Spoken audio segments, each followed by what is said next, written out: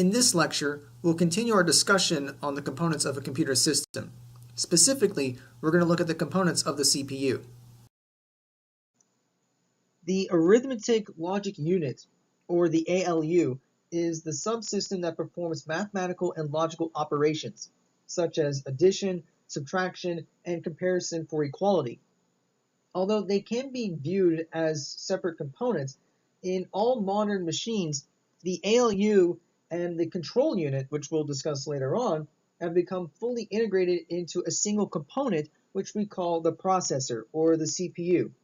Now, just to make things easier for us, we'll describe both the ALU and the control unit separately. Now, the ALU is made up of three parts. We have the registers, which we've already talked a little bit about before in the last lecture. We have the interconnections between components, and then the ALU circuitry. So with all these together, these components are called the data path. A register is a storage cell that holds the operands of an arithmetic operation, and that when the operation is complete, would hold the result. Registers are actually very similar to the random access memory cells that we've talked about before, but there are some minor differences. So one such difference is that they do not have a numeric memory address. Instead, they're accessed by a special register designator, such as A, X, R0, R1, and so forth. Another difference is that they can be accessed a lot more quickly than regular memory cells. And this is because there are only just a few registers in the system, maybe a few dozen up to 100, but because there are so few registers, it's reasonable to utilize the expensive circuitry that we would need to make the fetch and store operations faster. We're talking like 5 to 10 times faster than how much time it would take with normal memory cells. And then the third difference is that they're not used for general purpose storage, but instead they're used for special purposes or specific purposes, such as holding the operands for an upcoming arithmetic operation. So let's just do a very simple example. Let's say we want to add two values. So an ALU would have three special registers, and we'll call these A, B, and C. So registers A and B would hold the input operands, and register C would hold the result. So what we would do is we would send in the values of A and B into the ALU.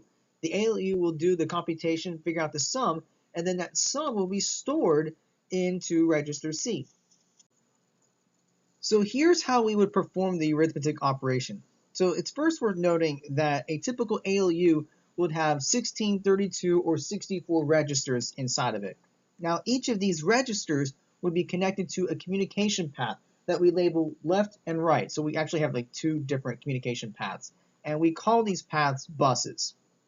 So what we would do is we would move the operands from the memory into the ALU registers. So they were originally stored in memory, we move them into the registers, and then we decide which registers among the 16, 32, or 64, or however many registers we have, which of those registers would hold the left and right operands. And the way we would do this is by sending electrical signals between the registers and the left and right buses. So we use these signals to determine which registers have it, and we can use circuits like we've done before with decoders and multiplexers to make those decisions for us. And then the ALU would perform the operation because now it knows which register corresponds to the left bus and which one corresponds to the right bus. So it would perform the operation, and then it would store the result in a register. It would be one of those 16, 32, or 64 registers, and the result would travel through a third communication path or a bus, which we would call the result bus. So here is an example of an ALU data path, and this one would contain 16 registers, which are designated R0 to R15. So any of these registers could be used to hold the operands of the computation, and any register could also be used to store the result.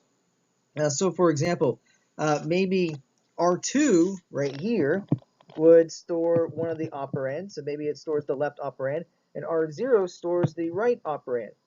So what would happen is well, first of all, we go into our memory, the values would get stored into R2 and R0.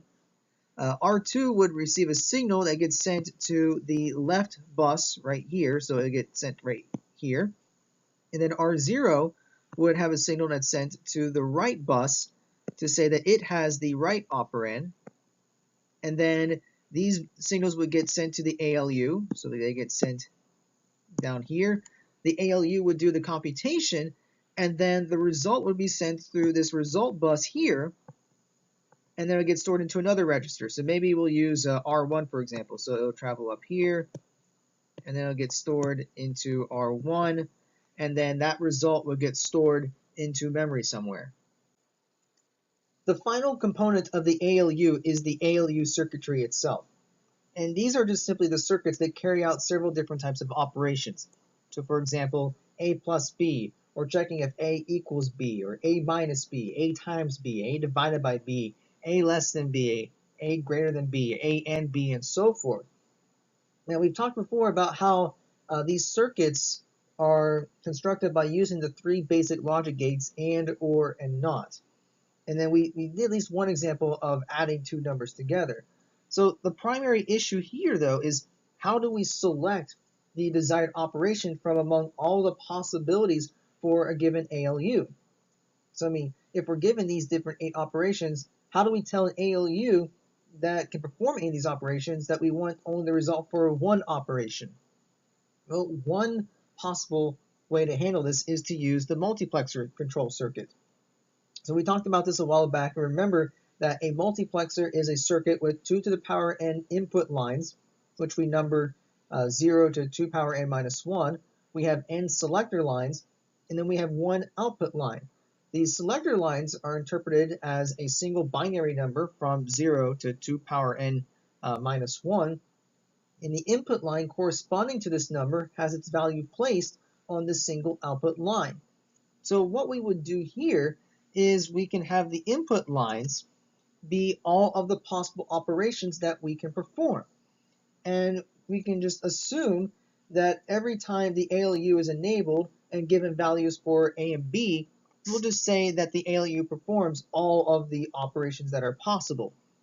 So then what we would do is we would have the selector line indicate which results we want actually placed on the output line.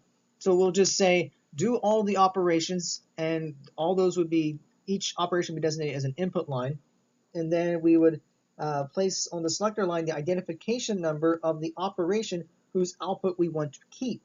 And then the result of the desired operation would appear on the output line, and all the other answers would be discarded.